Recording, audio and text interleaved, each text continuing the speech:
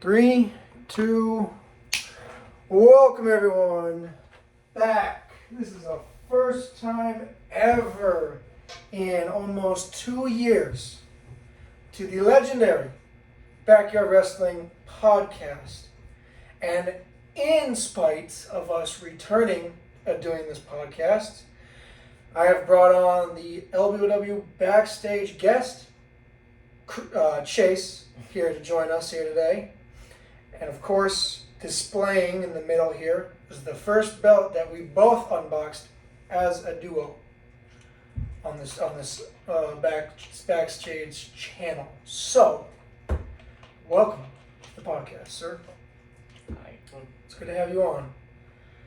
So, I guess a good way of starting this off is, how do you feel as yourself kind of being the host of LBYW Backstage, since that's something that you've been doing for almost 2 years now?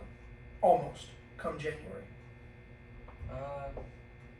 Maybe that I enjoy it, but maybe I could do a little more, basically. More? Like what? Just have a little more influence on it. Sure. Anything specific or no? Post more, get all the others to post more, stuff like that. I agree. I guess kind of since you've been doing it, I guess what would you say is, I don't know, the best thing you might have done as the backstage host on the backstage channel? What's the best thing that you've put out so far? I only have 3 videos myself on there. Out of everything, you have tons. Well, that Everything. I put myself, yeah. Well, whether you're in regardless, you're in there, Yeah. I guess. You have a specific video that you enjoy the most on the backstage channel? Maybe my newest one, the latest one I put up. The Something's Wrong? Sure. Yeah, I bet you a lot of fans are probably wondering what that had to do with it. And I'm sure that they'll find out at King of the Ring. Yeah. Which, by the way, a quick plug, King of the Ring is our next show coming out. No, sorry, I already messed up. We actually have Throwdown episode 5 coming out first, and then King of the Ring will be out second. So, stay tuned to both of those. They're going to be awesome. Intense action that we actually just filmed today, so you don't want to miss it. Throwdown episode 5 and King of the Ring will be dropping within the next 30 days. Shouldn't even be that high, so stay tuned for that. Chase, is it Urbanek or Urbanek? Urbanek. Urbanek. Get it right, everyone.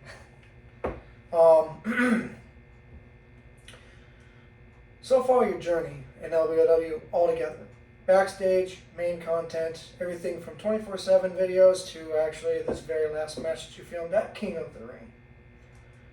How would you rate your career from 0 to 10 so far in the 3 years young that we are?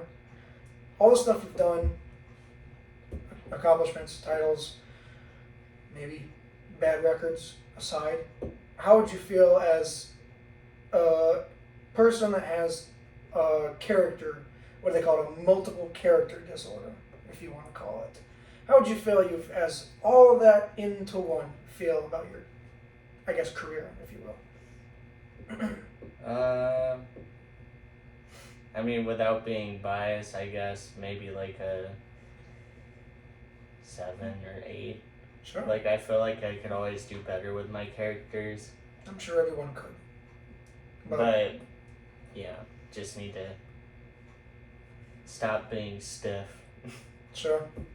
Do you have anything that stands out in your career thus far as your favorite, maybe, moment or match or, whatever, anything? As any of your characters?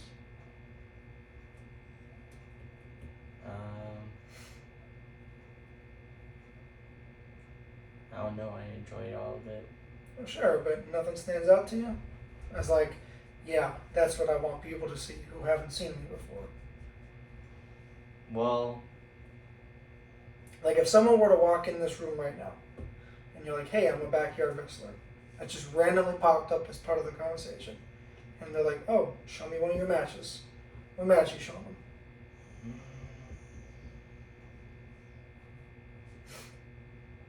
Maybe I believe it's the triple threat match with me, Just Ice, and Aidan, or Pinball. Remind us, when was that? I'm trying to think myself. I'm usually good with those. That was at the last. That's what I'm saying. I think it was. I could be wrong, but no, it was me and Just Ice versus Pinball Aidan and Gyro. I'm having a brain fart. It was the tag team, not for the belt, but it was a tag team match. And me, or White Viper and Just Ice versus those two. I'm trying to think. I can't really. When Was that at the old house or this one? The old house. When me and Justice finished it with that one move, I can't remember the name of it.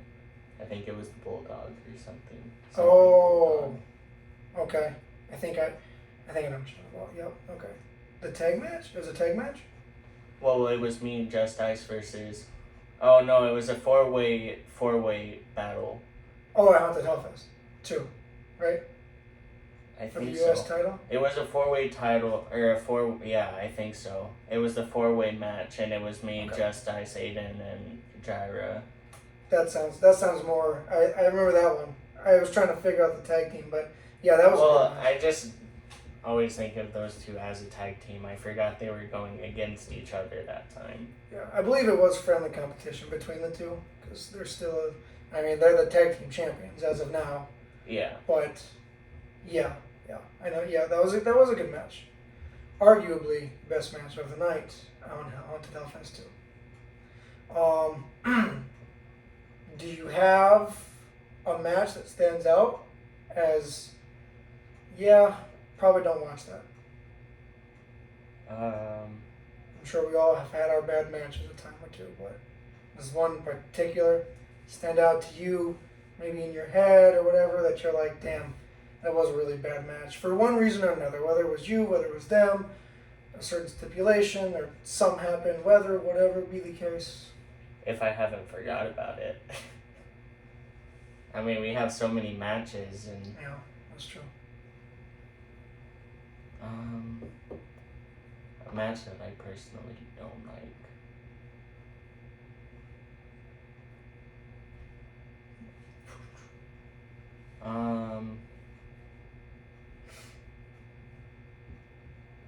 Actually, I'll be honest, and no offense if she watches these, but pretty much all the matches with your sister. Oh, Slim Katie? Yeah. Yeah, those are, Very awkward. I believe, I could be wrong, but I think the first time you two fought was an LBYW episode, I think it was 9 or 10. It was before, it was the same episode that we had our first ever tag team match on. But you defended your world title against her just before the tag team match aired. Yeah, that was a pretty bad match. Yeah. To be fair, and I mean, I've worked with her a time or two as well, and I'm trying to put away, there's been some personal stuff going on with me and her as to why she was no longer a part of LBYW anymore, and that's neither here nor there, but putting our personal stuff aside and just thinking about Slim Katie the character for a minute, I will say in her defense, that match specifically, that was in that time that we were in that awkward phase where it was real wrestling. We really legitimately wrestled each other on the trampoline, Yeah. which is a moment that I personally do go back and look at as, man, that era, I guess, of LBW was bad. We would not be where we are today if we kept doing that style of wrestling. And I'm so glad that we changed it up to how we do it now. It is miles better. So I do believe that that's part of the reason why those may pop up in your head.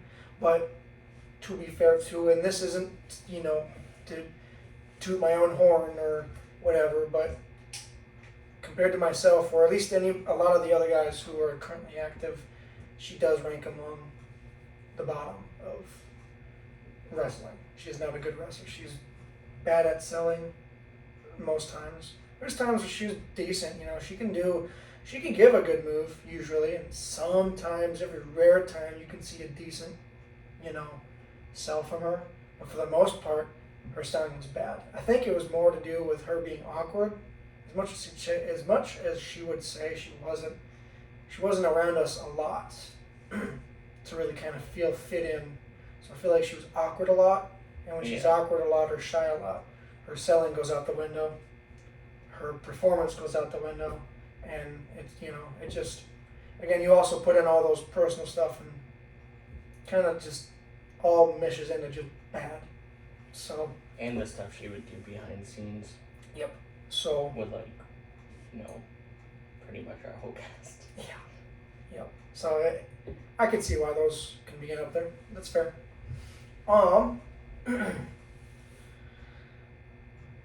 It's maybe spoilers, but this is okay.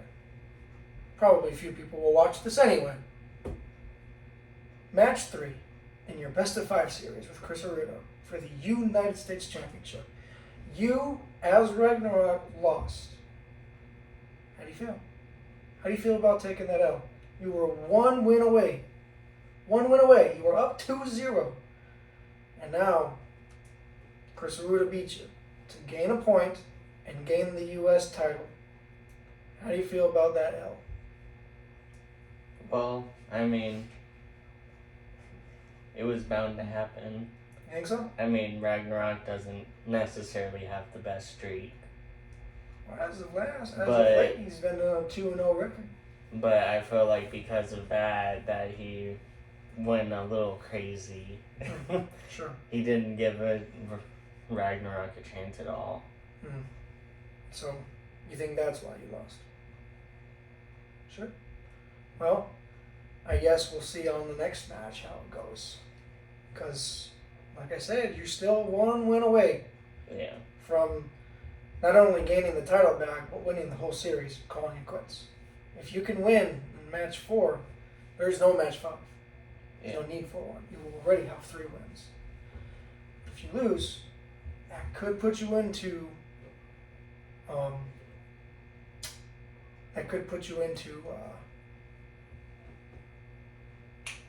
me out here. That could put you into, if it's 2-2, it's tiebreaker. Yes. I was trying to think of a different word. Wouldn't pop in my head at the time, but yeah, essentially, it'd be a tiebreaker.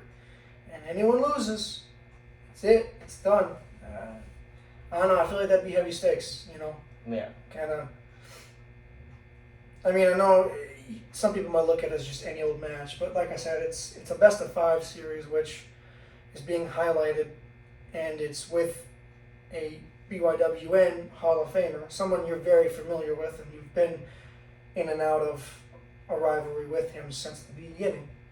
So I feel like, at least in my opinion, that's some heavy stakes to be in sudden death. There you go, that's what it was. To be in sudden death, if that were to happen. Yeah. So, I don't know. I think you better buckle down on that 4th match and just get that win right there. You don't want to Golden State Warriors choke award, having a 2-0 record and losing. You don't want that. Yeah. So, hopefully we see you pick up a W on the 4th match. Maybe. If not, we'll see that sudden death. And that'll be heavy. Yeah. Very heavy. Yeah. So I guess kind of going back earlier to when we were talking about favorites and non-favorites and such, who would you say, among the people that you've wrestled with, or against, either way, who's probably your favorite opponent you've ever had? Or tag partner, whoever you've shared a match with in one way or another. Who would you say is your favorite character, person, Probably Justice, because we've always had that, pretty much. Had what? That rivalry, Oh yeah. competitiveness, pretty much. Sure. I mean, we're best friends, so. Sure. But probably Psychotic Freak next. Really? Because, yeah, me and him have put some good matches on. How do you feel about your latest match? The Parking Lot Brawl 6. Not our best, not our worst. Yeah. Well, actually, I think it was our worst, but it wasn't super terrible. I mean, obviously, judging by how many views it's getting. True. What's your best match with him? Or your favorite match, at least? I'd have to say before the last one, before he left. The tag match with him? Or you're talking about just one-on-one against him? The one on-one against him. The last one-on-one against him. Was it the... Before me and him were supposed to partner up. Was that... I could be wrong. Was that the last man standing match? Possibly. I don't remember. Sure. That was a good match. If that's the one you're talking about. That was a fantastic match. However, you didn't pick up the W in that match. Yeah. So, kind of, I don't know if that may or may not leave a bitter taste in your mouth or anything. No?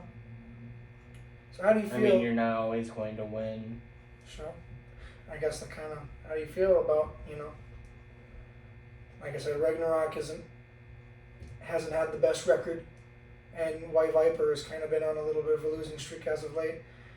How does that really make you feel as a creator, knowing that some of your guys may be a little more known for losing rather than winning? I mean, thinking of it outside of the characters, yeah, it's a little annoying. Sure. I won't lie. Sure. I mean, anybody that plays a character wants the character to be known for something good, not just the loser and the joke and whatnot. Sure. Since Chris decided to start Ragnarok's career off as a running joke in the first place. So... You blame that on Chris?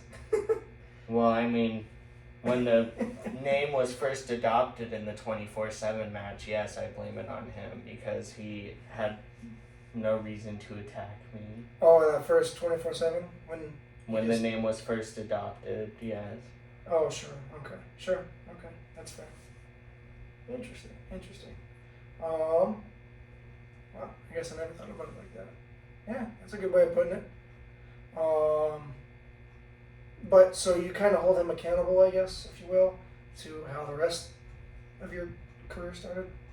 Or not started, but has gone since? Kinda.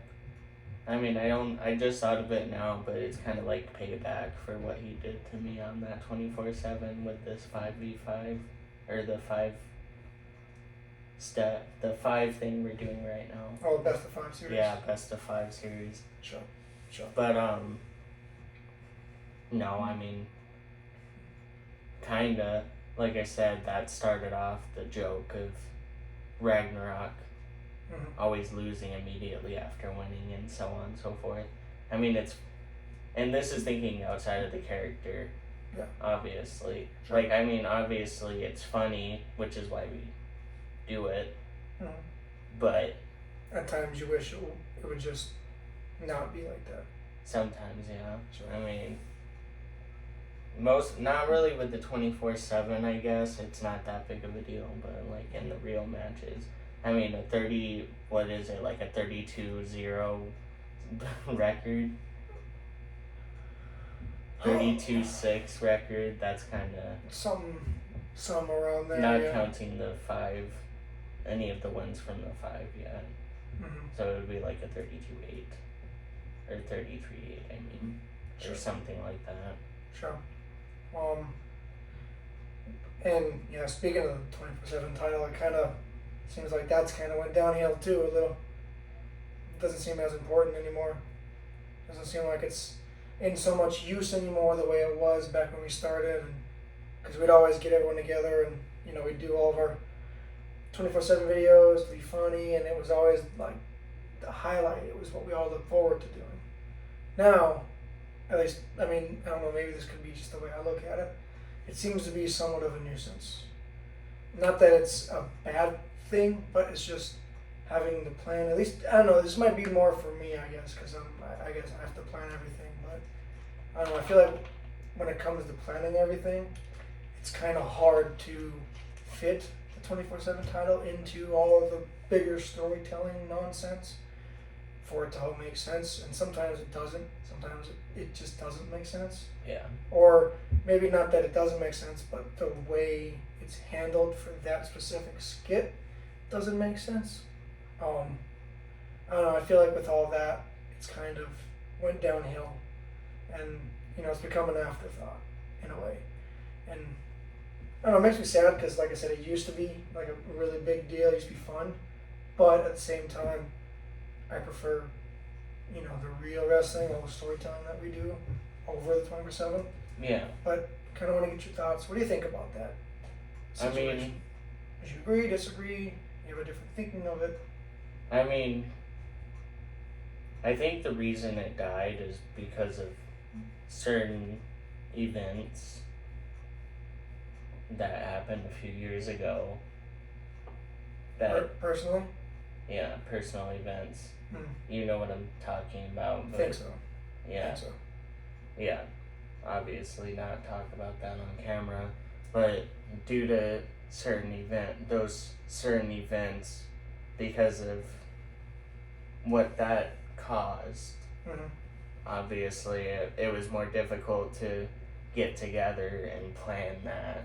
Oh, okay. Yep. So after everything was resolved and everybody came back together and whatnot, obviously now we can start planning for it again, but after that we just don't travel as much as we used to, Sure. like when we used to go to Sioux Falls and record and whatnot like that. So I feel like that played a big part in it, into why we don't do it as much. Sure. And I mean, hopefully it comes back, because obviously it's an integral part of our channel. Yeah. And one of the reasons we got so big, because we used to pump them out so often. That is fair. I remember we filmed like 3 of them back to back. I mean, the new managers of the title need to get on the ball and get it rolling. Yeah, they do. They kind of been slacking since the very beginning that they took over, which was earlier this year actually, in charge of that. I mean, the only time we've actually had a 24/7 match was the last time we recorded, and we did all of them then, I believe, as far as I remember. Well, there was with a few here and there. The last one actually was at LBYW 40 when Aruda took it off of Refahito actually, but it was just a bad video in the beginning. Yeah. It was dumb. It was last second put together. It was rushed. It didn't feel great to make it, and then since then we haven't had one made. Another thing is obviously a lot more of the kids were born. I mean, you have 3 now. Yep. Justice has 1, and now Harmony has 1, even though she's not really a part of it. Obviously, that still affects it because, I know that's their sister, so of course they're going to be with the baby most of the time.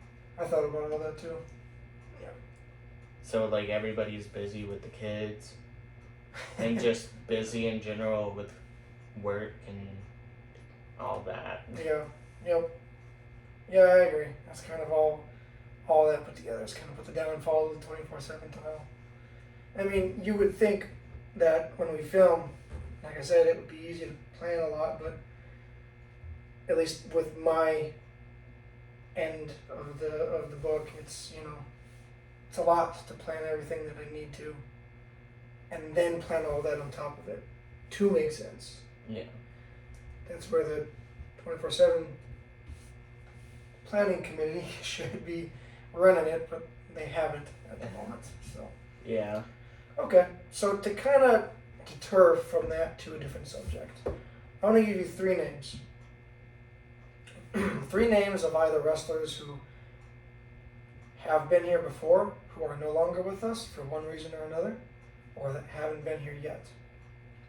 I want your thoughts on them, on what you think. 3 names. Outside of character? No, as their character. No, I mean, you want my opinion, like, outside of the show, or... Yeah, like just with everything. Just personally and professionally. Yeah. Whatever. 3 names, okay? Gunshot the Anarchist, Napalm, Brendon. Those 3 names. What do you think of each of those 3 names and what they have done or plan to do around or in LBYW? Go. Well... And this isn't, before you go, this isn't to cause any hate. This isn't to cause any BS. This is just for just shits and giggles. Just to spew conversation. Yeah. I mean, I think quite a lot of us enjoyed Napalm. He was pretty good, like, right off the bat. Mm-hmm. Like, obviously none of us are professional, and he was a little sloppy because he was still new, Mm-hmm. and he only had 2 recordings with us. Mm-hmm. So but like, he was better than we were when we first started. That's fair. So, I mean, we all enjoyed wrestling with him, I think. Yeah. With Brendon, like, he was like one of the founders, if you will. Like, he was one of the first on the roster. Kinda, yeah. So, like, it Well, was... pretty early on, at least. I mean, he has a lot of good matches, I think. I mean, just like the rest of us, not all of them are perfect, but... Sure. I mean, so I think it was unfortunate that he left. Mm-hmm. And I mean, I'd always be down to see him return if he ever chose to, but it's not likely. Right. As for Gunshot, I mean, Your face and expression says it all. I mean, what really can you say? I mean, I get it that life gets in the way and whatnot. Mm-hmm. Like, obviously, it's not the easiest thing in the world to travel. Yep. But when you've been saying it for like almost 2 years now, About a year and a half, but yes. Yeah, it's been a while. Mm-hmm. I knew it wasn't almost 2 years, but you get what I meant. Sure. Like, nobody believes you at that point. Yeah. Like, Right. oh, I'm getting a new job, and I'm gonna finally be able to come down there and wrestle with you guys. Yep. Oh, I'm finally doing this and that, and I'm doing this and that, and I'll finally be able to come down. You've said it about 100 times. Mm-hmm. Nobody believes you. I'm sorry. Yeah. Like, if you ever do show up, I mean, well, that's assuming he would watch this. If he ever does show up, like, then cool. Mm-hmm. But, like I said, he said that he would be down here, like, over 100 times now. Right. So, there's a reason nobody trusts what he says. Right. And then, as for his actual skills, like, none of us are professionals. Right. We're all sloppy. Yep. Like, so I'm not trying to diss him too hard, but when you're constantly blaming everybody else instead of accepting that you're bad, that's an issue. Yep. Like, oh, well, when I fought him, he was rusty. Or, oh, well, when I fought him, he wasn't a wrestler, he was something else, so he didn't really know what to do. Mm-hmm. Or, oh, when I fought him, this and that. Or, oh, when I fought him, this and that. Every time he's ever said, oh, well, don't use this match. I promise I'm a good wrestler. It's just this guy did this and that. Like, right.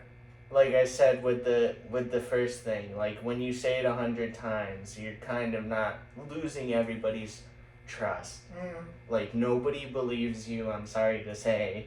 Yeah. And even if you do actually have the skills, instead of putting it up with these guys that are ruining your skills, as you say, then actually try and find someone that knows what they're doing. And maybe you'll get lucky like we did with Napalm. Sure. Well, I agree with all those. And actually, I will just give my thoughts on all three of those characters too. So for Napalm, I enjoyed having him around. He was great. I knew him personally from my job that I currently work at. And when I finally gained the courage to ask him if he'd be interested in something like that, and he totally agreed, it blew my mind. Like, damn, he wants to do it? Cool, great. Because he had knowledge of wrestling, pro wrestling. We would talk every here and then about WWE. So I was like, well, he's really interested in wrestling, and he's a wild guy outside and at work and outside of work. So I figured, well, fucking why not ask him and see if he'd be interested or not. So when he accepted, it was awesome, and when we got to work with him the 2 times that we did before he left, it was great, and I do miss him. Yeah. He was a great friend, and he was an even better worker, and we're hoping that he can make it up here for Haunted Hellfest 3. There's a decent chance, you heard it here folks, there's a decent chance he could make it up, but as you said a little bit ago, life happens, things can go wrong. So never count your chickens till they hatch. So hopefully everything works out well for him to come back. Yeah. For Brendon, he's a good friend too for a long time. I've known him since I was a little kid. When he'd come up all the time, he'd come up before we started wrestling just to hang out with us from time to time. We'd go eat, we'd go swimming, we'd go do whatever, go camping, to do whatever, family events, whatever. He was usually there for a lot, for around that 2020 to 2021 mark. He was there for a lot. Yeah. There was times he'd come up one weekend, and then he would be gone for about a week, and he'd come back again for the one weekend, and then he'd be back the next weekend, be gone for like 2 weeks, come back up another weekend. Like, he was here constantly. It was crazy. Yeah. Hanging out with us, just enjoying us. He got to know Destiny's side of the family, he got to know your side of the family, and he was just close with everyone. Yeah. And so when we started doing wrestling, he was a part of the, like you said, I wouldn't consider him a founding member, but he was definitely there from one of the beginnings with the 24/7 skits. I mean, he's had like, I think 9 or 10. The mysterious mystery. Yes. First time we've seen him, the mysterious mystery. And then when we started wrestling, he's had a few matches here and there. With his last match being against me at BYWN Uprising. Now, I have tried, I don't know, maybe, this isn't an exaggeration, maybe about 5 or 6 times to get a hold of him, to bring him back. Yeah. Just one last match. I want a proper goodbye for his character. He's straight up told me no twice, and I still kept coming back to him. I still kept asking. I was a nuisance. I'm sure I've annoyed him about it. Yeah. But I still went back to him, and I kept asking. And there was a time where I got a, we'll see. There's a time I got a possibly. There was a time where I got to see what I'm doing that weekend. And then no response after that. And I think about 2 or 3 times I've been left unread. The last time, left unread. Yeah. I tried to get him up here this time for King of the Ring. Nothing. If plans with Napalm don't work, I was going to try to get him up here for Haunted Hellfest 3. Whether plans with Napalm work or not, I think those plans are very unlikely. Yeah. So, we'll see. It would be nice to get him back once, just to have him have one last match to properly be a send-off. I know he's a new dad and everything, and he's just doing different things in life, but it's crazy. He used to be so involved. Like, he would always come up to me with ideas on match. Let's do this, let's do that. Oh, I want to come win that 24/7 one. It's mine. He went from being that to like just, I don't know, one time, I don't know if he was just because he got burnt out on it or what happened. He just changed. He wanted nothing to do with wrestling anymore. It was crazy. I felt like it had to do with his baby mama, I'll be honest. That was after. It was after all that shenanigans. It was after that. And I know he was, at the time. I mean, I'm not going to talk about it because it's personal to him. Right. So if he chooses to watch this, obviously I don't want to put his personal stuff out there. Right. But like, right. You know, and I know what I meant by that. Right. Well, I feel like that maybe could have had a little bit of a spark to it, but I feel like that wasn't all of it, because I will just say that, after they were no longer a thing, but then they were pregnant with their baby, it was around that time that Brendon changed. And like I said, it could be because he's a new dad. Yeah. It could totally be. I have reason, I'm not going to get too far into it because, like I said, it is personal. I do have reason to doubt that is the reasoning. And I'm not going to get too far into it. There's a lot of things I go into. Again, too personal, not going to get into it. But I do have reason to doubt that that's not the reason as to why he chooses to not come back and work with us. Yeah. I'm not too sure what the reason is, but I do have reason to doubt that that's the reason. But well, there's reason why I think that, but like I said, I won't explain. Sure. And then Gunshot. I agree with everything you said. Gunshot, we talk from time to time, he's a good cat. He's a good guy. He's nice. I feel like he's kind of a pushover from time to time. I will admit, like, not trying to shit on the guy. It's just I've seen him in group chats and live chats on Instagram. I've seen him in people's interviews and such, and people will shit on him.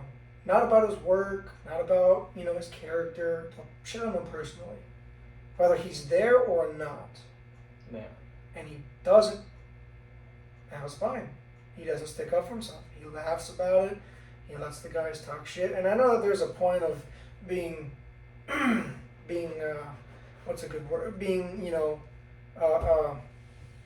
letting things go. I know there's a point of that, and that's alright. But when it's constantly bashing your name, and he is now very popular for the wrong reasons in the backyard wrestling community because of all of that, it does have a lot to do with his work, yes, as well. But most of it is just because of the amount of people, whether he's there or not, whether they're talking to him or not, that shit on his name so bad for personal reasons that he is so famous because of that. It's crazy. He doesn't stand up for himself. I mean, I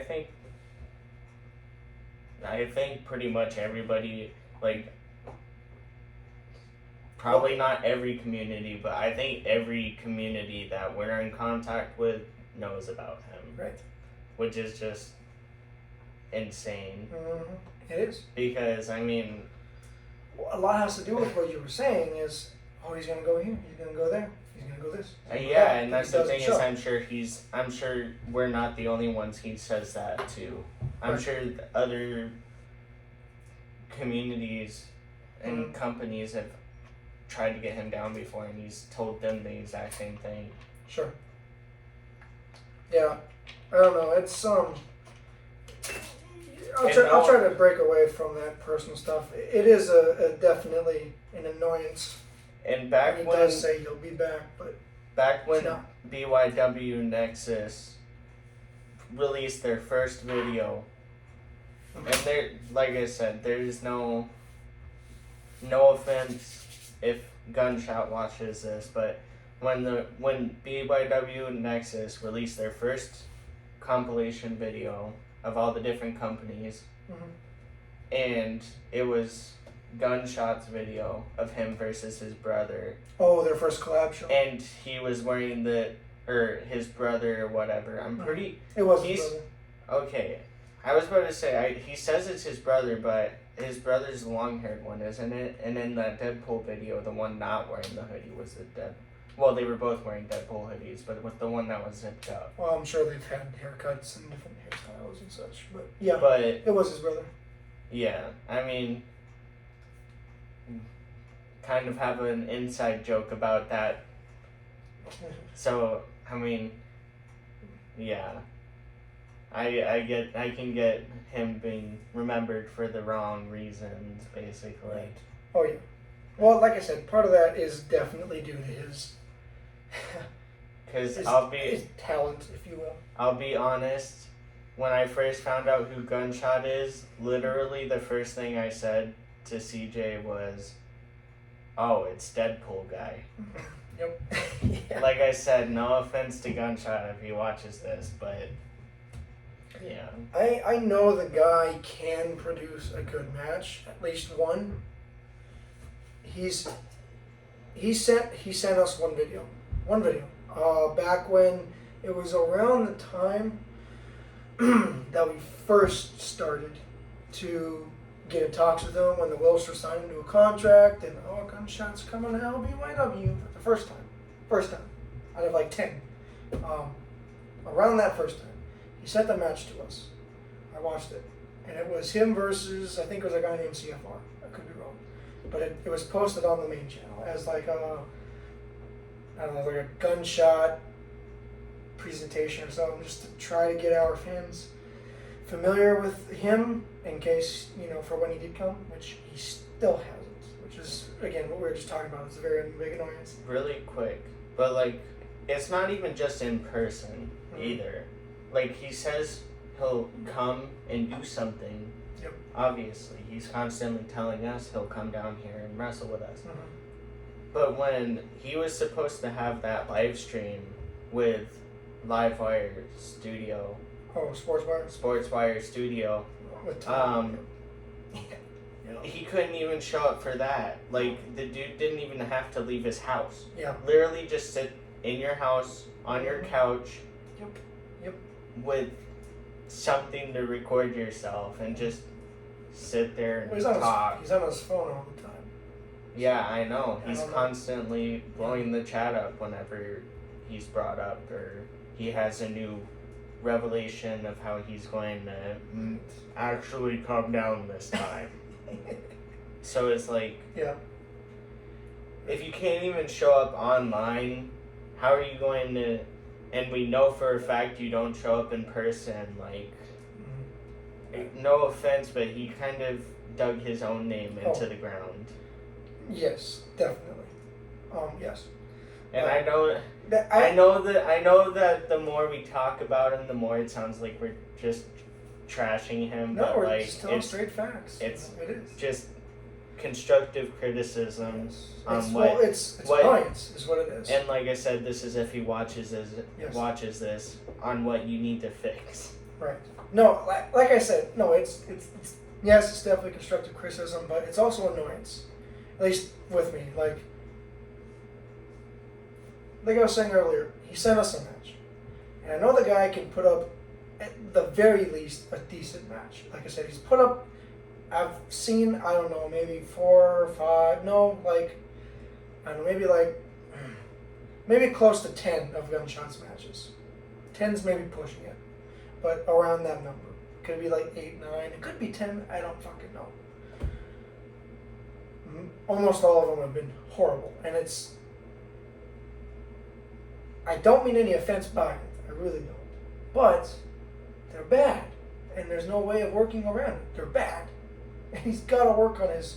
Work on his talent. And like I said, with half those people that you watched in that video, there's a reason for it. Right. It's because the other guy, something was with him, and so on and so forth.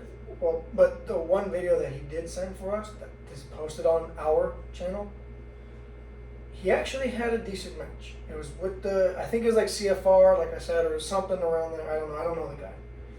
But I do know that he was the guy that Gunshot wrestled, was at one point a backyard wrestler, and now I think he's an independent wrestler, so technically pro.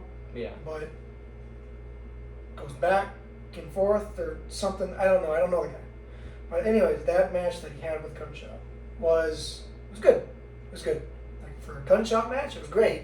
It was great for a Gunshot match. Again, that's not the shit on Gunshot, but let's be honest here, man. I mean, look at his last match he did with Stingray or Stigma or whatever it was. Fucking so bad. But he's at least proven once that he can put up a decent match. Whether that was the other guy holding the plate or whatever so it didn't spill or not is besides the point. The point is that Gunshot, at the very moment that I've seen of all his matches that I've seen, he's had one good match. I do believe, out of all the times that Gunshot has said he's going to come down, he's going to come down, save up money, he's going to get a ticket, he's going to come here, he's going to wrestle all these matches, yada, yada, yada. Out of all those times of being wrong on his behalf, I do think he is planning on coming up here for Haunted Hellfest 3 in October. I do think he will be here. Why? Because he's not the one bringing himself up here. Our very own, the Wilster, Will, said he will go down there and personally pick his ass up at his house and drive him up here. Gunshot did recently move, and he's only about 5.5 hours away. Yeah. Despite what he thinks he's at. The guy's incompetent when it comes to that. Yeah. Let's be honest. But realistically, he's only about 5.5, 6 hours away, depending on how fast you drive and traffic. So, or on given this about magic highway that cuts it to 2 hours. Yes. So, given about, half a day's drive from there and back, I personally think Will is determined to go down and pick him up. And I think apparently it's because they've Will, both talked about it. I think it's because Will is tired of hearing him constantly say, well, I'm finally going to do it. Yes. So he's just like, you know what, I'm going to make sure you're going to do it this time and make you do it this time because I will personally make you. Well, type of thing. I've been in contact with Gunshot and I've been telling him what's going to happen. I haven't been asking him. I've been telling him, like, hey, save up money. You got a new job. He's working now. Congratulations. He's doing good. He is doing good. Ever since he's moved to where he's at now, he has been doing better. I can tell. Yeah. To a point. And that's good on him. So I've been telling him, since you're doing all that and you're doing good, save up your money. Save up your money so you can get up here, so you can get a fucking hotel or something, so you can wrestle on our biggest show of the year, potentially the biggest show we've ever pulled off. Haunted Hellfest 3. And when he does come, and I say when, because with the Wilster determined to go down and get this cat, it's happening. Yeah. I really do believe he will be here this time. And when it happens, I do think he's in for a rude awakening, because a rude is going to destroy him. I mean, he's pissed a lot of people off. Yes, so. Especially Chris. He's talked shit upon shit upon shit, said the same thing, and has been illiterate about half of it. Or he's repeating. He's repeating the same shit. Can't keep Chris's mouth out of his name. Yes. It's like that Will Smith thing. Chris is going to go up there and slap him. Keep my mouth out your name. Well, he actually going back about that SportsWire interview that you did talk about. I said that backwards, didn't I? It worked. It worked though. I caught it. I know. Keep my mouth out your name. Keep my name out your mouth. Yeah. Is what I meant, obviously. But on that, he did actually eventually make it on that SportsWire, but he was like, I could be wrong, like an hour and a half late. It was crazy. He was very late to that. He already had another guy on in his place. Well, I was confused because I started that. I didn't watch it fully and I didn't skip to the end or anything, but I watched it because it said, well, it was the Gunshot live stream. So I started it and it was that guy and I was like, yep. Gunshot looks completely different from his profile picture. Yeah, right. like he's trying to catfish some people or something. But he did make it on, but only for a little bit because essentially Tom kicked him off. Because for one, he was late, which just looked very unprofessional. I know life, like you said, life can get busy. Maybe he had something going on, but I mean, when you set a time for something, at least from my belief, you should be on time. Be there to do it. If you're the one who helps set the time, just be there. Is if life does happen, you should tell the other person instead of just being completely silent. Exactly. Don't leave them hanging. And having someone else have to take time out of their day to take your place. Communication is key. Very much. Put it big words. Communication's key. But when he did go on, when Gunshot did go on for the few minutes that he was on there before Tom kicked him off, Chris Aruta's name was pulled out of his mouth. He did say something about Chris Aruta. So again, he keeps shit talking. So I really do think that when Gunshot makes it up here, not if, when, thanks to Will. Because let's be honest, he's in for a fucking a fight, and his talent, his moveset is gonna do nothing to Aruta. He better work on his moveset before he thinks he can step into the ring with an LBYW original. Okay, obviously, you know this, but this is basically just for the camera, but like, when I started that poll in the group chat, oh yeah, I did it as just a joke. I wasn't there trying to make him upset or anything. It was just a joke, and I hope he knows it was just a joke. But when I put it was just a joke. I mean, some people, especially nowadays, but I mean, when I put that poll asking the group chat, do you think Gunshot's actually going to show up?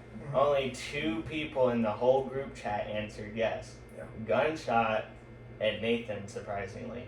No, I think it was Will, because Nathan said no.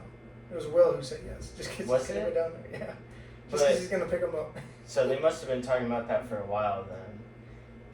I believe since June. Because I put that in there a while ago. So I mean, that explains why he answered yes then. But I mean, let's be honest. If Will didn't volunteer to go and pick him up personally, he wouldn't come down. No, he wouldn't be. There's no way. Some would pop up and Gunshot can't make it. Maybe next time. Again, not to shit on Gunshot, but that's what it's been. That's what it's been since like a year and a half ago. It's like it's just what it's been. It's just facts. I'm not shit talking. It's just facts. It's annoyance. If you want you here. If you say you're gonna be here, be here. And this isn't just for Gunshot. This is for everyone that comes to our tapings to perform.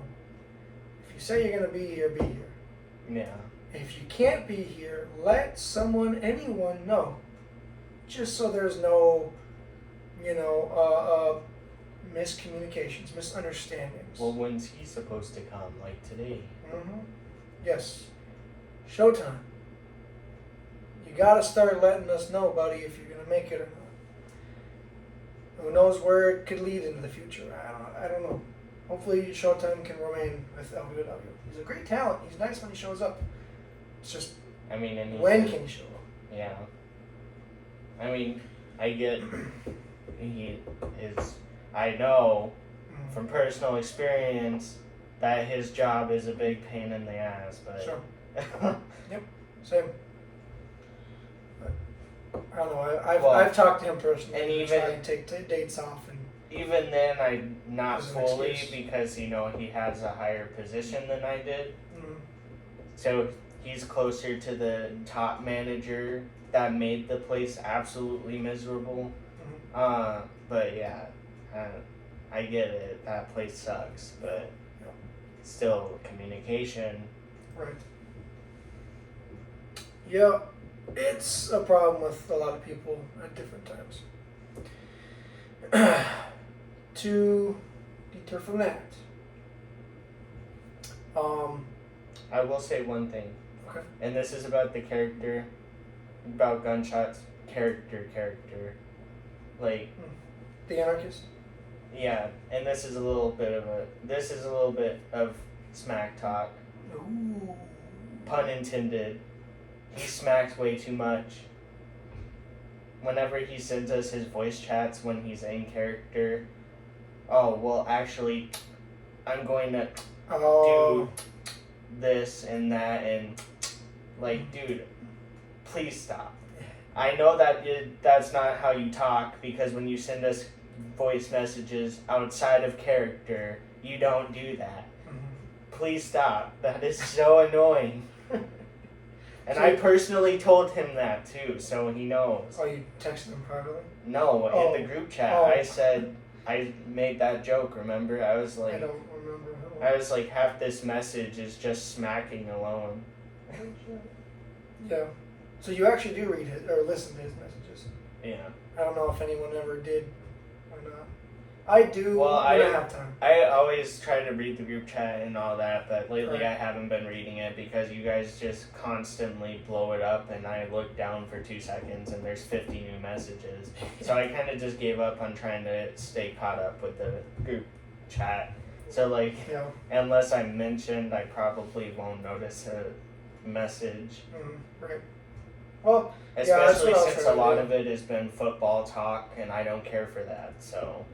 Well, I know a lot of the time, I think it was maybe 2-3 weeks ago, me and Napalm had like a lot of, in-character shit talk going on for a minute. So I know that was a lot.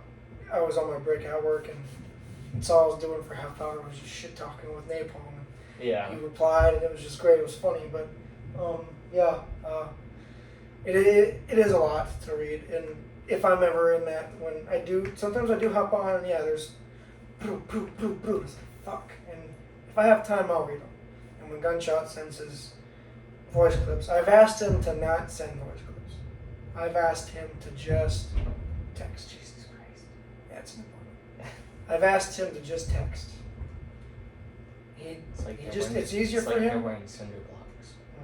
Cool. It's easier for him to just do voice text, I guess. But I mean, if I have time, I will listen. I get that sometimes, because a lot of he his sends voice. like 5 minutes. I was about to say a lot of his voice messages are really long. Yeah, I can't. I mean, half of them are just him smacking. Yeah. But if it's like 3 minutes or less, he's pushing it. But like I'll that's a listen. lot to type, and you can't really deny because you'd rather have me in person rather than text me all that. So like. Right. Yep. Definitely. Jesus. It's an earthquake, fellas. Live TV. I think it's those kids that were carrying whatever the heck that furniture was outside. I think so. But so to deter away from Gunshot and I guess Brendon and Napalm. Yeah, that was the only gripe I have with his character. Sure. Who would you say? Oh, okay. We'll go back. I do want to fit one more thing in. I actually thought it was great. In December, at the very end of December, very beginning of January, we did our LBYW awards for the first time, and we had a bunch of polls. For those who don't know, we had a bunch of polls like, wrestler of the year, match of the year, worst match of the year, all these other different categories and such. And in particular, one of the categories was promo artist of the year. And I can't remember all the candidates, but I know one of them was obviously the guy who won the category, which was the Wilson, and Gunshot. Gunshot was in there. I think Tower of the Warrior was one. Not last year. He wasn't involved last year with LBW. But I think he was still one of the options. I don't think so. Maybe in something else. I don't know. Toa hasn't been involved in WWE since 2021. Yeah. Or he also kind of just left. And he actually, speaking of Toa the Warrior, he did, like 2 days ago, start following LBW on Instagram. So that's cool. But nothing from him since 2021. Yeah. But that's all right. He's mostly there just for promos anyway. He had a little promo rivalry with Arudo for a while, but whatever. But anyways, I know Gunshot was involved in the poll in the voting for promo artist of the year, and obviously he didn't win. And he sent what like would have given him a higher chance? What? Less smacking. Oh yeah, but he sent like a 2 or a 3 minute promo after that to LBW. It was posted on the Instagram. And you want to know Of him mad that was? he did not win the promo artist of the year. Yeah, but half that video was just. And then the other half was him actually, saying words. If he does, when he does come up for Haunted Hellfest 3, it's not going to be very much Gunshot promos. We don't need that. Just go and have your match with Arudo. See if you can pick up a W or not. I don't think you will, but maybe if you work on your work a little bit more, maybe you might have a chance at winning. I don't know. We'll see how you fare up against Arudo. Well, I think it's pretty fair to say that nobody can really beat Will because he was pretty much a natural right from the start. Because he doesn't really need to act for it. No. Well, he's just got so much just wrestling knowledge in general, pro wrestling knowledge. The guy, he's so good at that. And he could literally talk for hours. So. Yeah. Well, I don't know how far this one's out, but actually on our last episode of LBYW Podcast. Yeah, I have bad eyes, I can't see it. It's an hour and like 1 minute, I think. Oh, sure. Well, the longest one as of this very moment, I don't know how long this podcast will continue on for. The longest one is with the Wilster, and it was at 2 hours and 19 minutes. So yes, he literally can. Yeah, it's an hour and 1 minute. Nice. So yeah, he literally can talk 4 hours. So you're not wrong there. Makes sense that he did win promo artist of the year. That's what you get for 2020 eyesight. Yeah. So I was kind of gonna save this for the more of the voting come the end of the year, but as of now, in your eyes, out of any of the newcomers that we've had this year, Napalm, Azul Noche, or returns like the Psychotic Freak, who do you think's had? Oh, Pinball Aidan also just recently returned at King of the Ring. Spoilers, I know. Out of all the debuts and the returns that we've had this year, who do you think's had the best debut/return of this year? Napalm? By like a mile, or is it close? Well, I think Azul Noche is pretty close, but like I said, Napalm's only had 2 recordings with us, whereas Azul Noche is a permanent character on the roster. Sure. So the fact that he was basically instantly just on it, yeah, I think it was safe to say. Well, his first match was against Ragnarok. And also, all the videos or the videos with him on it. If you read the comments, a lot of them are talking about him. So that's true. Obviously he's a fan favorite too. Obviously people are already asking him to return. So So do you think when the official voting goes out at the end of this year for the award show, do you think he's probably going to win debut/return of the year? It depends. I mean, it's kind of far away, so because he moved away so soon. Oh, and people may forget? Yeah, kind of. Not necessarily forget, but because he'll only have like 2 videos, maybe 3 if it's after Haunted Hellfest, and he shows up. Well, that may help him get a remembrance. It might like if he shows up at Hellfest. Drop his relevance, if you will. I mean, a lot of people will still like his character probably, but when he can't, physically be here to do the wrestling. Right. I mean, I think he's got a good chance. Yeah. I mean, he can still cut us promos and do what all the other people should be doing for the Backstage channel and just giving us little clips of his life here and there of whatever he wants. Like I said, that's the like I was telling everybody when I started it, that's the point. Just give us little insights of your daily life, just so it's like a come and see what your favorite wrestler does and stuff like that, whatever they want to show you. Well, it's kind of funny that you mentioned that, because Napalm's first match was actually against Ragnarok, and in the middle, towards end-ish of the match, he actually got busted open. His very first match, he started bleeding from his hand. What do you think about that match overall, this Napalm? Good, bad, okay? What were some of your favorite parts of the match? How did you feel about the outcome? You know, what do you Well, think? as a person with professionally diagnosed anxiety, and I wanted to specify that because a lot of people nowadays self-diagnosed. I was worried about it because, you know, I don't know him. Mhm. And that's the same as with everybody on our roster besides Justice and you. Like, when I first started fighting Nathan and Chris, like, it was the same way. It was just awkward. I don't know these guys. It's going to be awkward. Mhm. And as a person that doesn't like physical contact that much, like, yeah, that was making it even more awkward. Mhm. So it was like, yeah, I was worried it was going to be awkward. Like, this guy is brand new. He probably doesn't know all too much about it. But like I said, it was pretty much a natural right away. And obviously I didn't feel too uncomfortable around him because of his profession. So, Sure.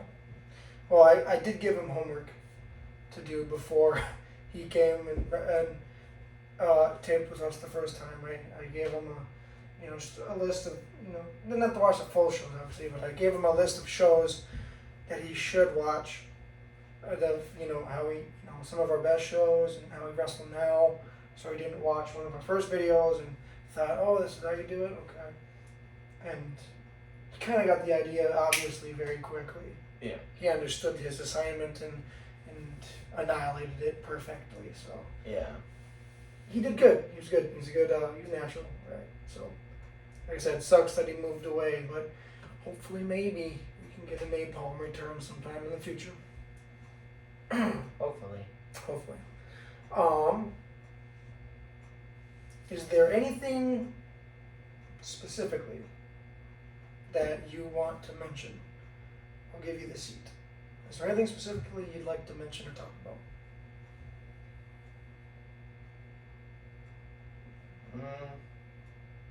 Not really, because there's no guarantee about it, but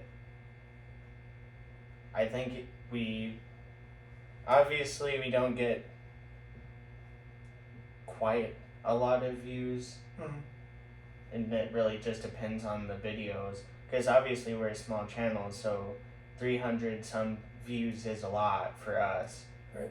So, like, we get quite a few views, so I mean, it really just depends, but I think we should try our hand at merch again and make new shirts to pump out there. Because, as you know, once again, this is basically just for the camera. Since I've been making logos, personal logos for everybody in the roster to be put on the shirts and stuff, you could also put them on like hats and whatnot like that. And I'm sure some of our fans would buy it. And then the bigger we get, the more we would sell pretty much. But like, it'd be fun. We'd have to find some sort of site or something to do such a thing. Yeah. Because with our personal merchandise maker, that probably won't work out. It's with kind it of being a her lot to handle. personal company website, yeah.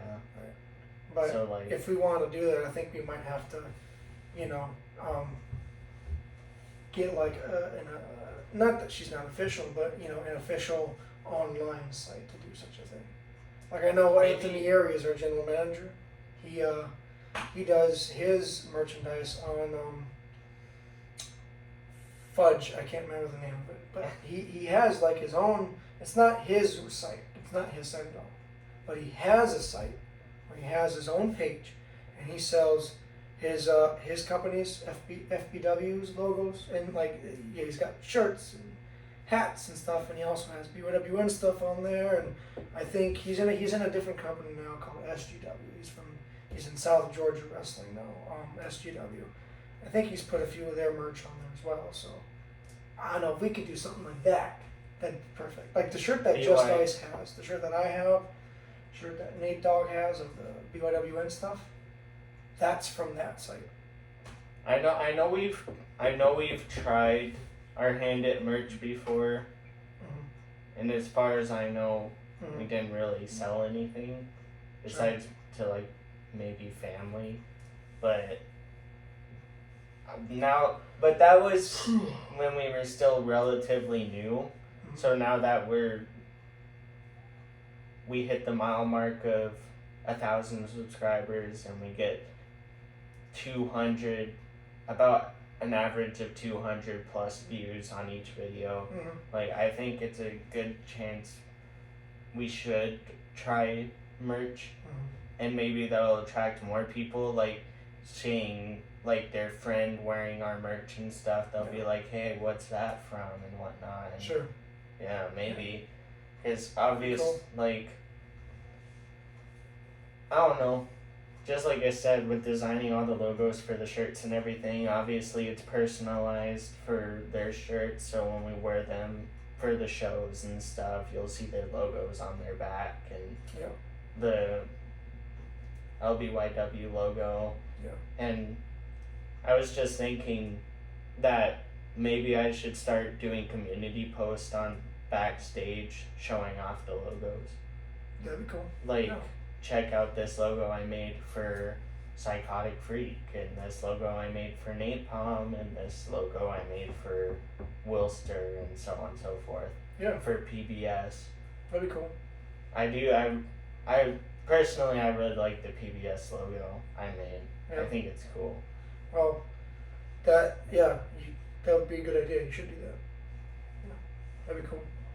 Yeah, that merchandise is something, like a site or whatever. I think that's something I could actually talk to our general manager about, Anthony Aries. I could talk to him about, however he found his site, or something like that, and I could try getting their own up there. The BYW Nexus should just start a website for all of us to just collab and put our stuff on there. That'd be cool too. Like, oh, go ahead. Got something. Like, that obviously the shareholder of the website gets a part of the profits and whatnot, and the rest goes to us and whatnot. Like, but that would be really useful. And then eventually, like, if we ever find how to make our own website, we can branch off and do our own as well. But like, that would be a cool way. If anybody from BYW Nexus is watching that knows how to start their own website, that would be a cool way, because then if you're a backyard wrestling fan, you could just go onto it and like, oh, well, here's the company I watch. And then you'll just scroll down like, oh, what's this company and what's this company and whatnot. Like, it would pretty much promote every company that's in the backyard wrestling Nexus and be a decent profit for us as well. Sure. Since we don't make anything from the videos yet, and might not, since we kind of use copyrighted music. Yeah, I mean, that's definitely that plays factors in a lot of reasonings why we may or may not be so big, but realistically, until we are able to get decent money. And at this moment, and I'm looking at the stuff, even if we weren't, we're still not eligible to make money. But I think until we got to that point, and even if we did, I'm kind of scared to get there. It would be tough to change everything, to go from copyright stuff to non-copyright. I mean, we could do it, but it would be tough. But then and then once we were eligible, that could start earning us money, because we'd no longer have copyright stuff going out. Yeah. However, I fear if we ever got to that point that because YouTube's very demanding these days, and a lot of their, rules and stuff is just so damn strict. I feel like if we ever got to that point where we're eligible to start making money, a lot of our old stuff would be gone. And maybe, possibly, our entire channel. Well, personally, I don't care for YouTube's stupid rules, which is why I always, whenever I put up a video, I always put it as age restricted, even if it doesn't have any thing age restricted in there, because YouTube is big stupid. I can't use the word I'm thinking because it's offensive nowadays. The R word? Yeah. Just say it. Who cares? 2023 people. Yeah. But YouTube is just stupid. They're dumb.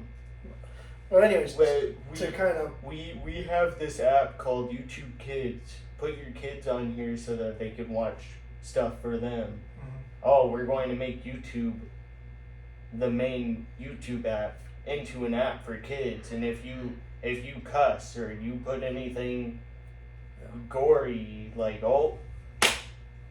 you're gone. I've gotten a lot of some videos from my past that have been taken down for I don't remember what reason YouTube said, but it had no signs of anything. The reason why they said, and it was like, God damn it, you guys are just nitpicky at this point.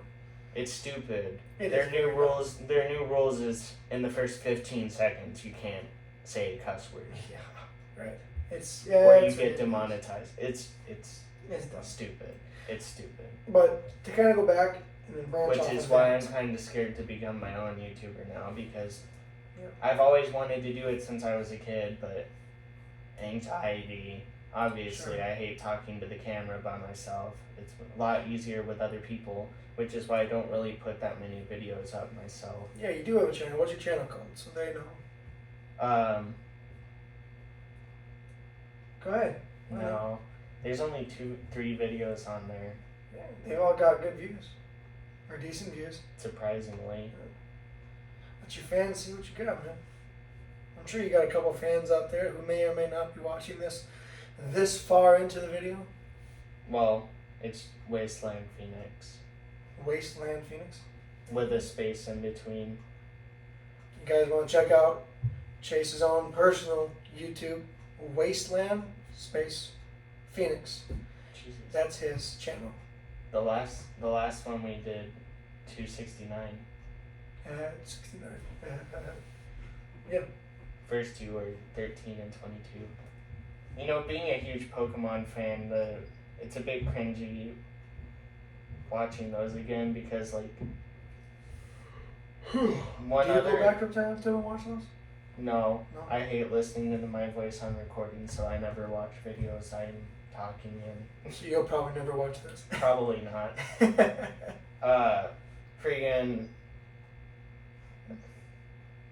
being a huge Pokemon fan and knowing a lot about Pokemon, when I was completely brain farting the entire time me and you were opening the packs and I was forgetting Pokemon names and stuff, I was like, oh my god, this makes me look like a complete noob. It's probably that camera, what is it, they call it camera shyness. Yeah. Like when I pulled out the Calyrex and I was like, this Pokemon, I can't think of the name. I was like, yeah, just thinking about it, I'm like, oh. I've had that happen to me a time too, so I know what you mean. Yeah. But, so yeah, once again, if you want to check out Chase's own personal YouTube, that's really not wrestling related whatsoever, but it's just him personally. Wasteland Phoenix. Check it out. I mean, it's my personal video, but all 3 videos I'm in a group. Like I said, it's just so much easier recording with other people than by myself. Because you just work off of each other. Exactly, but the other thing is I want to be a gaming channel, but that's the other issue is I have a monotone voice. So, but I cannot stand commentary-less videos. Like if I'm watching a gaming video, if it's commentary-less, I won't watch it. It just, I don't like that. So like I don't want to make videos and not have commentary on them. Yeah. But at the same time, I have a monotone voice So I feel like if I did commentary, it wouldn't be very entertaining because I sound the same for everything. Well, actually, kind of going on that, I have an idea that I will ask you when we're done with this. Don't even forget about it. It's about gaming and your YouTube. Don't even forget about it. But now to go back a ways from when we were speaking about the BYWN, I want to put this out there. There's no specific time confirmed, at least, of when this could or could not happen.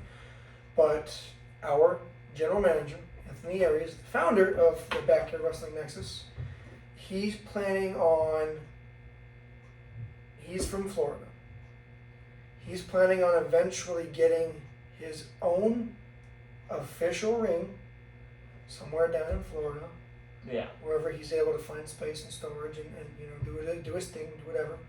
He's trying to get his own ring, proper ring, and his plan is for a lot of the people that are involved in the BYWN and for people who aren't, people who just, traveling BYWN guys. Yeah. Is to open it up to them. Come and do matches. And because one of the reasons why Anthony Aries, for a temporary period, retired from Backyard Wrestling.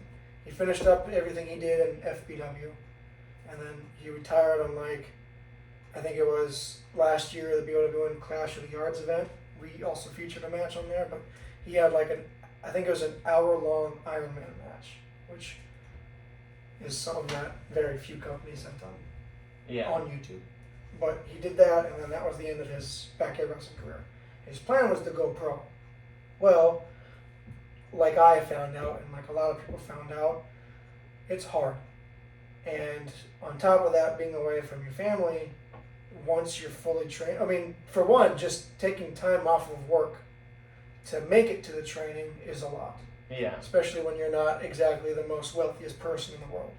But that's then why a when lot you're of fully people... trained and you travel and your family's not with you, it gets a lot.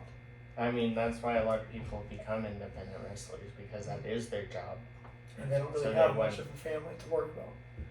But yes, once you do become a wrestler, it's your job. But you have to make it to that point first. And not everyone can. Yeah. Which sucks.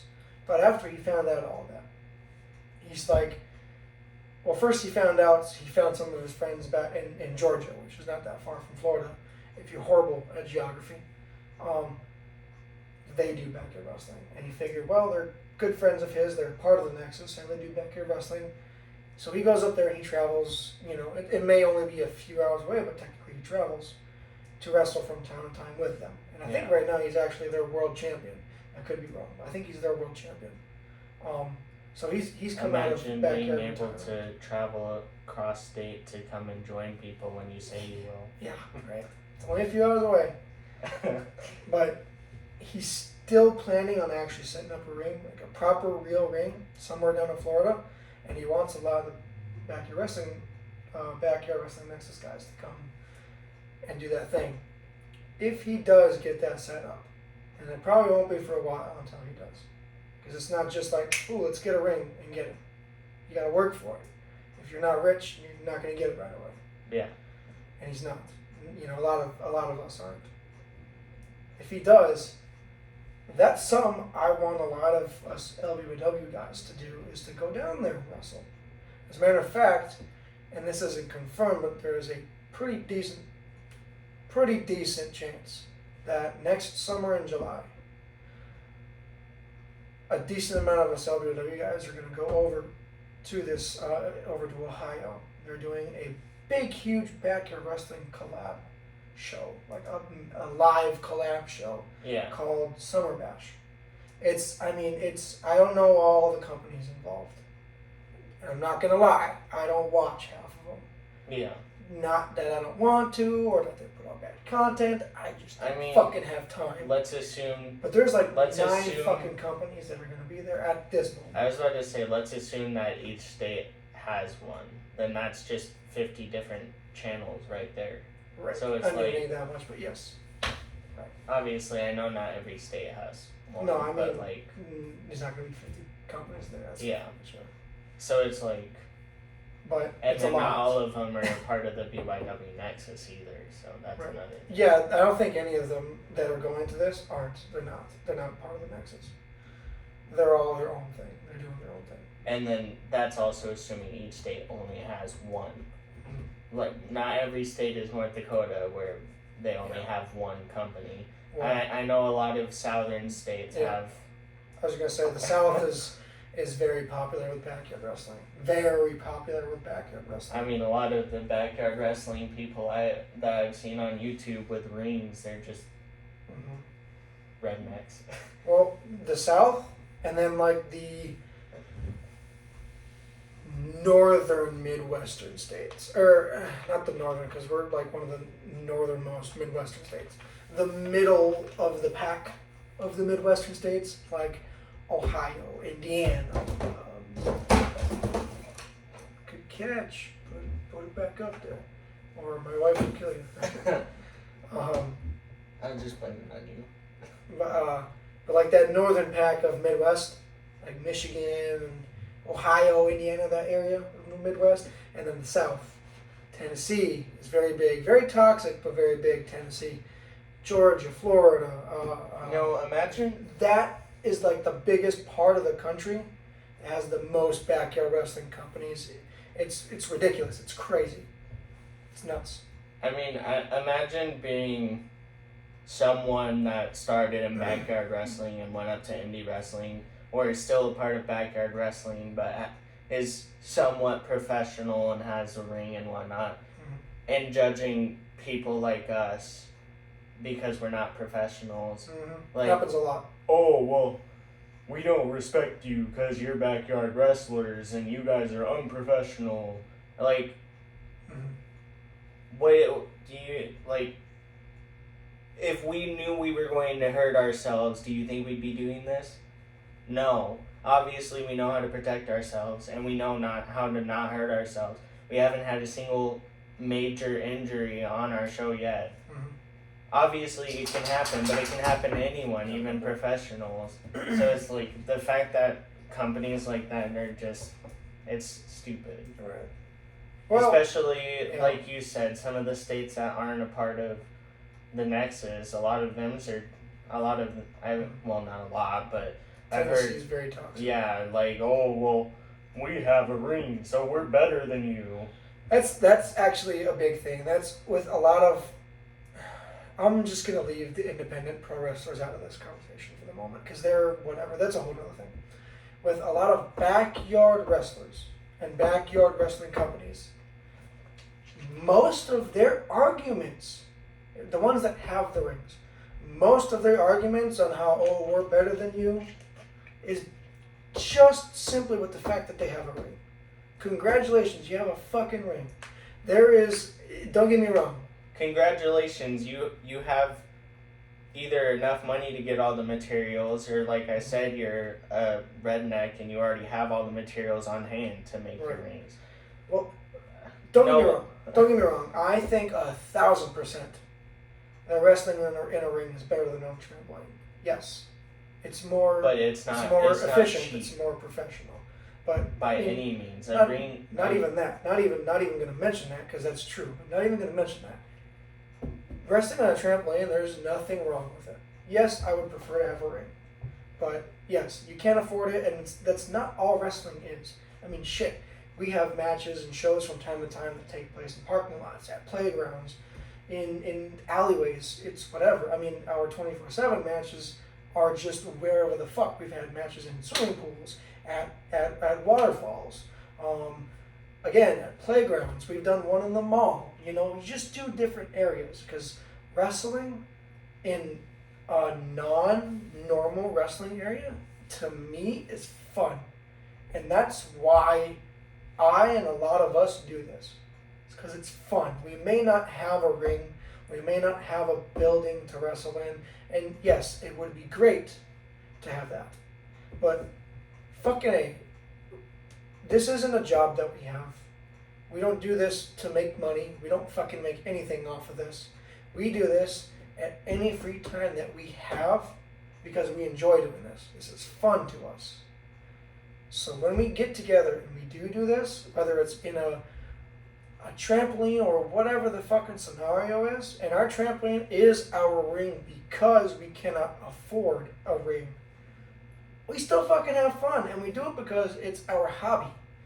This is not our life. We don't dedicate our fucking, 3/4 of our life to this. We dedicate these days maybe 2 weekends a month to this at best. Sometimes it's 1 weekend a month, just because everyone's so busy with life and work and personal shit. So just because we don't have a ring doesn't mean we're not good. I know obviously we have tons of shit that we need to work on. So does everybody. I don't want to name. Hold on. I don't want to name anyone specific. I can name of 3 different Tennessee backyard wrestling companies off the top of my head. I'm not going to name them because I'm not going to expose them or nothing. But I can think of 3 right now, specifically, that are in Tennessee that do have rings, and it is a chore to get through an entire video of them. A lot of the times they get so many views, and I mean thousands of views, because they have a ring. Because they do have good production. I'm not denying that. They have great production. But they have great production and they have a ring. But their in-ring work is horrid. A lot of it is super sloppy.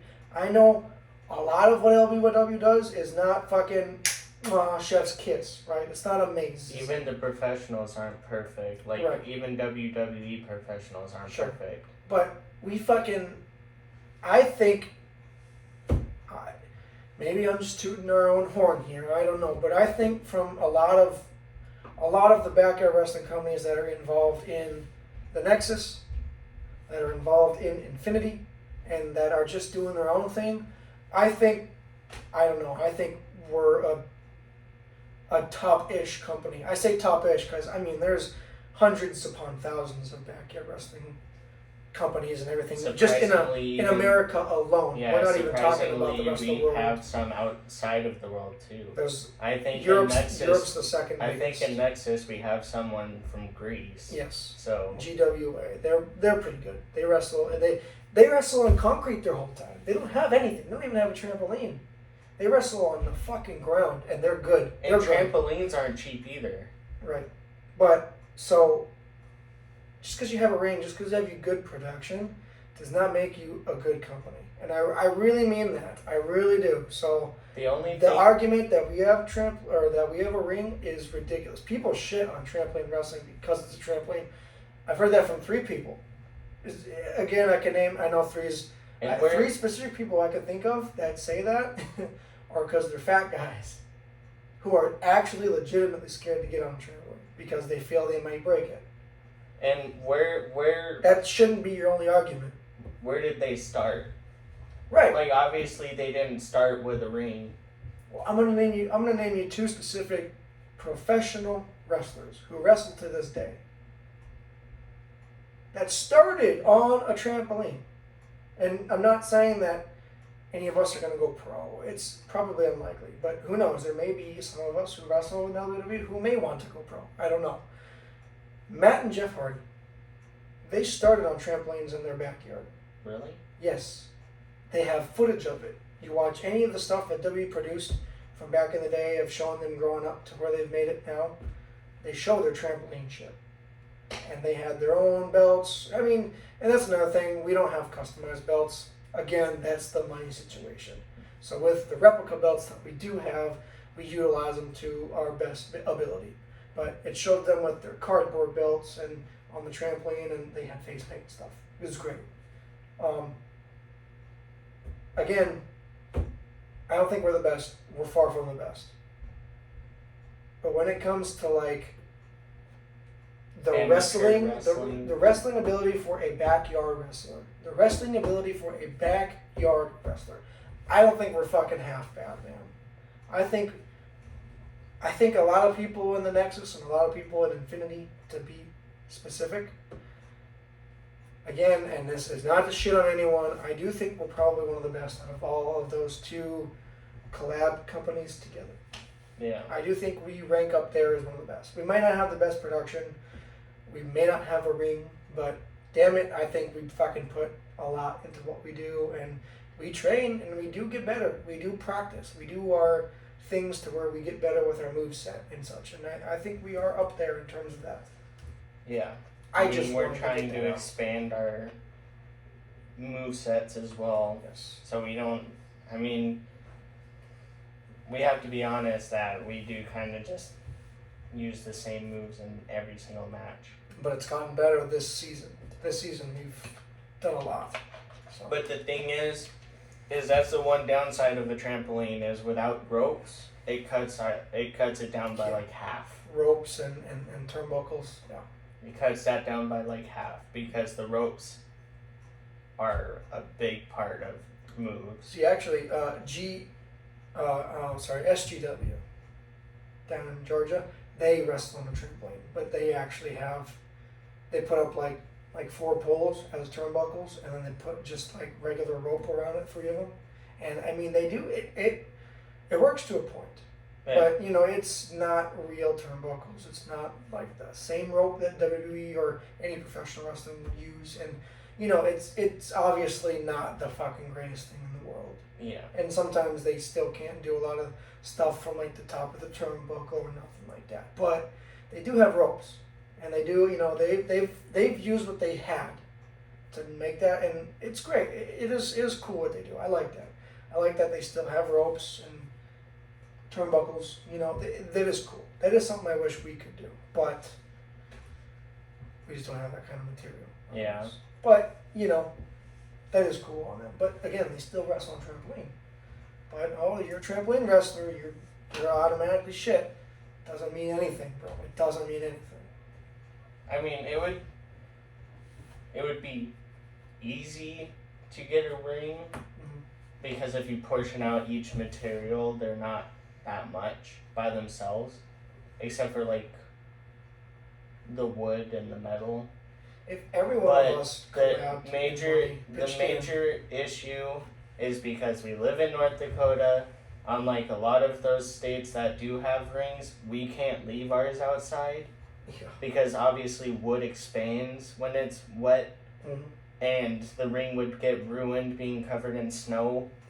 So we'd have to have a building. So we'd have to have a building, meaning we'd all have to pitch in for rent every month. On top of getting all the stuff to get a ring. And like I said, if we all pitched in, it may work. And that's the other thing is we can't even find a building. All the buildings that are available that are big enough for a ring are way too expensive, even for 9 people to pitch in.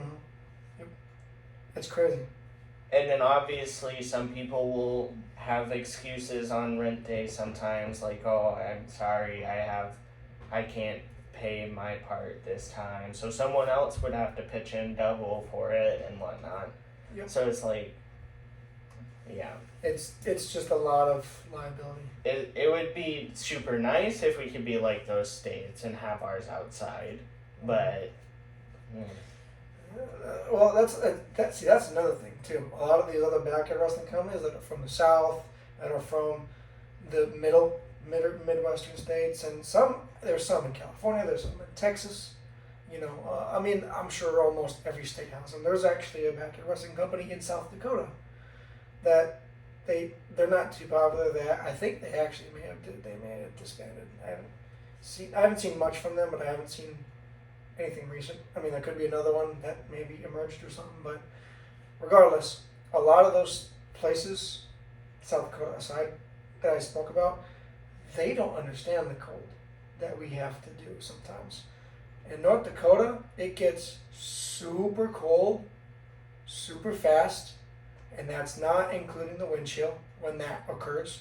That's not including the 10 feet of snow that we get every fucking year. Okay, talking as a... People do not understand. They underestimate even if temperatures. I'm not originally from this state, talking as a North Dakotan, if it wasn't for the wind chill, it wouldn't be that cold.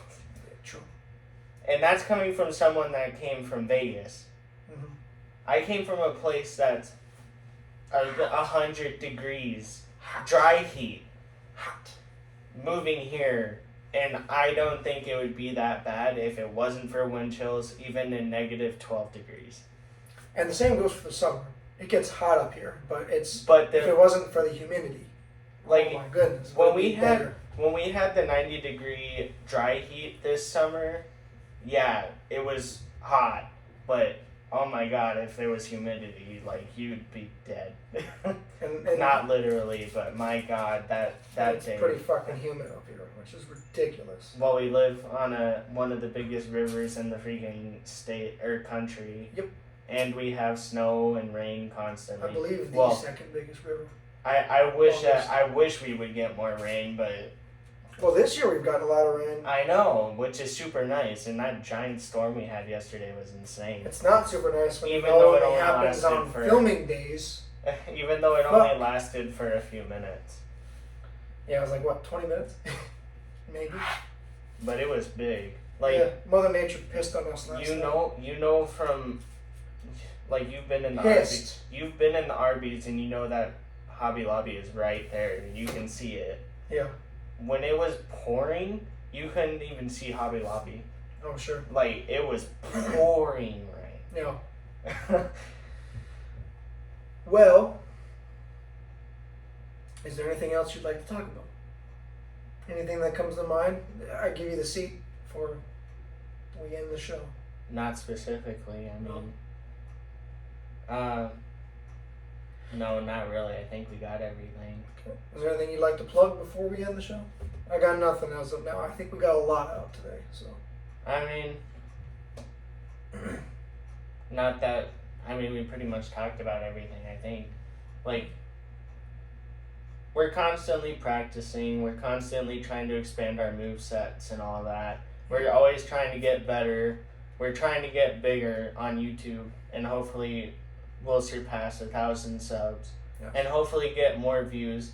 Like I said, for a 1,000 subscriber channel, 300 and on average 200 views is a lot. Yes. Like, a lot for us. But as for any YouTuber that's on this platform, obviously you're trying to expand and get more views and more subscribers and all that. So it's like, yep, maybe just promote better. Sure. Yeah. Like what that guy on Livewire said, or SportsWire said, like, put posters up in, like, malls and all that, and just promote it. Yeah. I thought about getting maybe calling cards that maybe anytime me or any of us are out shopping, and even if you see someone just wearing a wrestling shirt, oh, he likes wrestling. Here you go. Look us up, check us out. If you like us, contact this number. We'll get you in. Yeah. Something like that. You know, just a little calling card. It's got everything. It's got it would have like our YouTube channel, our Backstage channel, maybe our Instagram, and I would say Twitter, but we're not active, so maybe our Facebook group, and then on the back, you have contact information. X? Yeah, X now. X. Thank you, Elon Musk. X.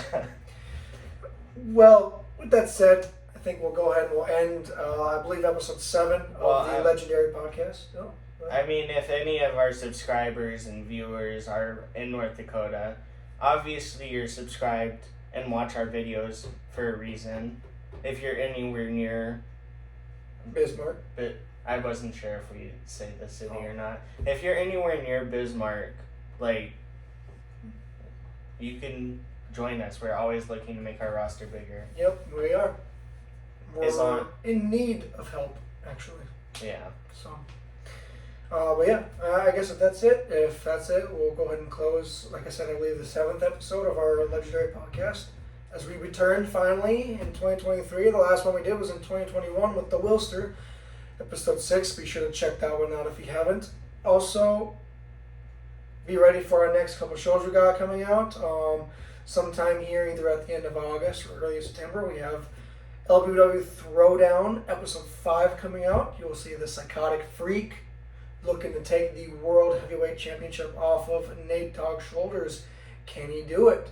You have to stay tuned to find out. Also coming in September, we have our very own King of the Ring, which we just filmed today. For the most part, it was a success, so you definitely want to check it out. A few hiccups, but we got them figured out.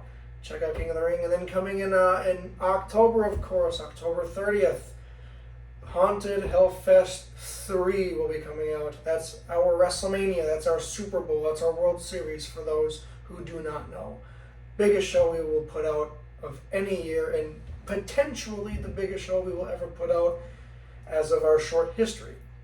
Be sure to check that out. I am the legendary podcast host, CJ Jundt. Actually, sorry, I will cut you off. I just thought of something. Go ahead. I just want to add. So me and him and Nate Dogg and Gyro, we went to Sub-Zero. They are, I believe they're indie, aren't they? Yep. They are an indie wrestling company. Professional. And one of their wrestlers actually started out as a backyard wrestler, and he went to Cody Rhodes School and became an indie wrestler. Jack Ledger. And the owner of Sub-Zero was really cool and allowed one of his indie wrestlers to, completely unbeknownst to him, beat CJ up for the 24/7 belt. Rock Solid Ross. I got that set up. Oh. I was talking to the owner, and yeah, he sent Rock Solid Ross after CJ. Yep. And that was really cool. So it's like, not every indie company is bad. And if you're like what we described, you need to work better like Sub-Zero, because they're cool. Yes, they are. And they put out good matches. Yeah, well, that was super entertaining when we were there watching their matches. I want to go to Fargo's their home. That's where they usually wrestle. They'll travel to they travel to South Dakota, Montana, Minnesota, all that. But see, when they go back to Fargo, I want to go to one of their shows again. And that's another thing. They're not a backyard wrestling channel, but I guess that's the second non-truly professional wrestling in North Dakota, with our Backstage channel and their indie channel. Mm-hmm. So yeah. Check out their Sub-Zero. check out their YouTube content. channel. They have their own YouTube channel too. It's great. They'll post matches from time to time. Sometimes full events, so be sure to check that out. You can actually I don't know if they posted the video, but on their Facebook they put pictures from the cameras they were recording with and from the camera lady that was going around. You can actually see CJ, Gyro, and Nate Dogg see their backs to the camera that was recording the ring. I don't think you can see me because I'm too short, so I was hidden behind the people, but yeah. But yeah, you can see us in that. And if the video was posted on their YouTube channel, then you could probably see us in that too, from that angle. For sure. So yeah, be sure to subscribe to Sub-Zero Wrestling. They are professionals. Great content. But yeah, so I guess that'll do it. Thank you, Chase, for being our 7th guest, or I guess technically 8th, but 7th official guest on the show. And it's good to have the legendary podcast back up and running. Maybe we can start getting some new faces back on here. We can also get some returning faces, whoever would like to come back on. If you ever feel the need to come back on the show, I mean, ask away. If he's down for it, maybe you should. Obviously, it can't be in person like this and the other ones, but maybe you could do what SportsWire does and get on a voice call with Napalm and do a podcast episode with him. That'd be great. If he'd be down for it. I'm sure he would. Yeah. Well, with that said, we'll sign off. So, thank you guys for tuning in, and this will be the end. There you go, good sir. I'm gonna start doing this. There you go. This will be the end of episode 7. Thank you guys for tuning in, and we'll see you next time. See you later. Peace. Peace.